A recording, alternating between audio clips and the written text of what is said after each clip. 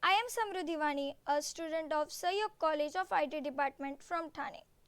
Today, I am going to tell you about ethical hacking, phases of ethical hacking, and also clickjacking, which is a type of ethical hacking.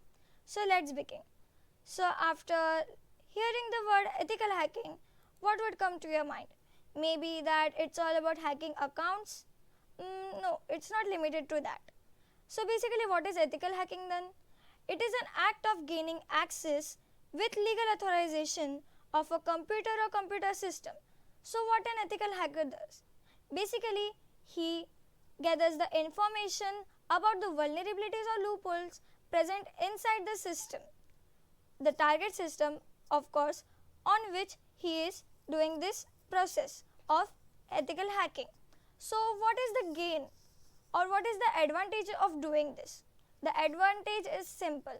This is done to find out the certain vulnerabilities present inside the system, by which you would avoid the possibility of getting your systems hacked by an unethical hacker, which may cause a bigger damage to your system and a bigger damage to your essential or confidential informations. So there are certain phases of this ethical hacking. We will see it now. So here you can see there are 6 phases of ethical hacking. I will explain you them one by one. The first stage is reconnaissance. In this stage, the ethical hackers finds out the information and gathers the data about the target system, which leads to the second phase, which is scanning and enumeration. In this phase, the ethical hacker basically gathers the information about the vulnerabilities or the loopholes present inside the target system, which helps him to the third stage, which is gaining access. Now in this phase, the ethical hacker manipulates and takes the advantage of the loopholes and vulnerabilities found out in the previous phase, and then with the help of them he manipulates the system and gains access of the system. Now the fourth stage is to maintain the access of that system. Now basically maintaining the access is very important because you should know what activities are being performed now in this system, and if anybody knows that the system has been hacked or not. It can be done only by this stage only. The next stage is clearing the tracks. So no one should know that the system was hacked. So you need to clear your tracks to be out of the danger that anybody would find out that this system is being hacked. Now the stage which makes the ethical hacker different from the unethical hacker is the reporting. The ethical hackers reports, that is compiles all the information that he gathered about the loopholes, vulnerabilities present inside the system. Then he finds out a remedy about that loopholes and vulnerabilities and submit it to the organization or the company for which he is doing this task of finding out the vulnerabilities. Now you might think that what are vulnerabilities? So basically vulnerabilities are the loopholes or the particular errors or flaws present in your system. Now we all know that our softwares, our systems are made up of different sets of codes, different programs which are made up of codes. So due to human error, due to human flaws, these systems are left with some errors. Like for example in HTML or JavaScript, we have certain end tags or brackets which can be left open at times. So taking advantages of these loopholes, the attacker can get access to your system. So these are known as vulnerabilities. Now there is a same type of vulnerability which can lead to the attack known as clickjacking. Now basically what is clickjacking? In your life you may have gone through this many ads when you are browsing on your internet, then you are surfing on different web pages, you are using your social media. Then we have seen these ads many times which gives us offers like click on this button and you will get a certain offer, you will get a certain payback, you will get a certain coupon, you will win an iPhone. So what are these advertisements about?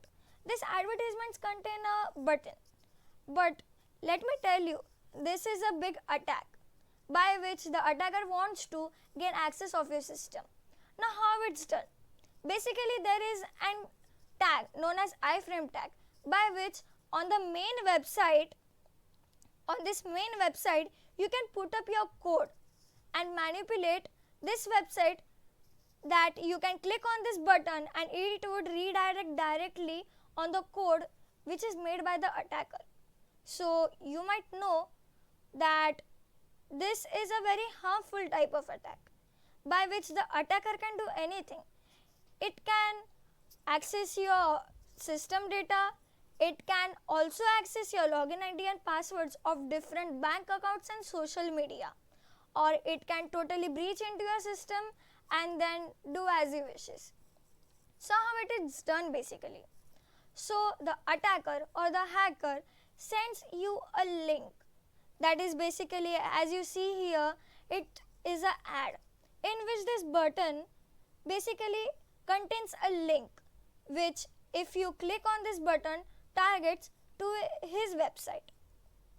So here you can see the attacker sends a link through social media, email or other media to the victim.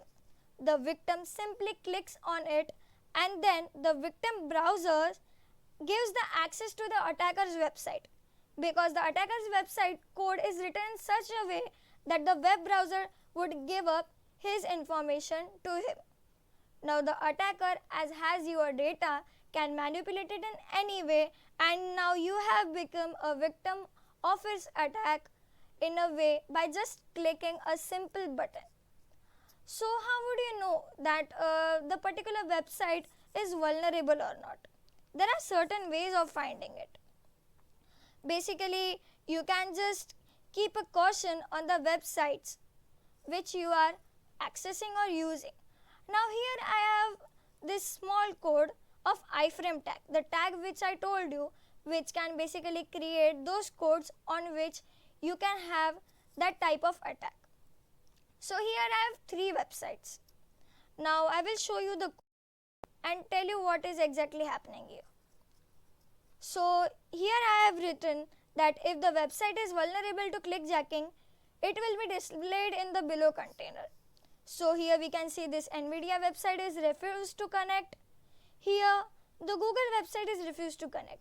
But here this website, I can see this website, I can access, I can click, I can go to its certain links inside the website.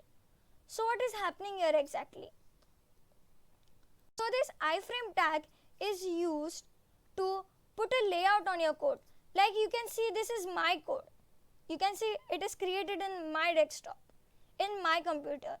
And in my computer, I am giving a window, or you can say a little container in which I can access to this certain websites. But as you can see, these 2 websites are refusing to do such thing. But this website is giving me the access to access the website directly. The iframe code basically gives you opportunity to place your code into another website. So basically here I have created my own code and I am inserting these websites in my code. So how are these codes not able to me? These codes contains a certain tag known as xframe tag. Now by xframe tag you can avoid your website to get accessed in certain containers in others' website. So NVIDIA and Google contains this xframe tag, but this website doesn't. Because this is a test website created for the students to test your such codes.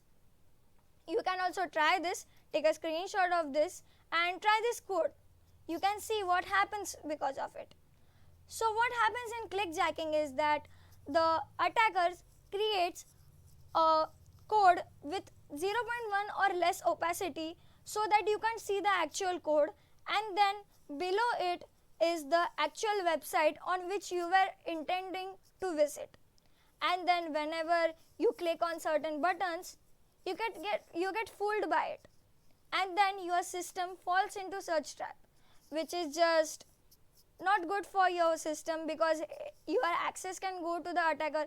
It can manipulate in any way. It can take your own identity and act as he wants. So from this we can just take one thing, that we should avoid on clicking such ads, so that we can protect our system. And if you're coding and you're making your own code, try to use xframe tag in your code and avoid using this such codes, so that your system can get attacked by anyone. That's it for all today, guys. Thank you for watching.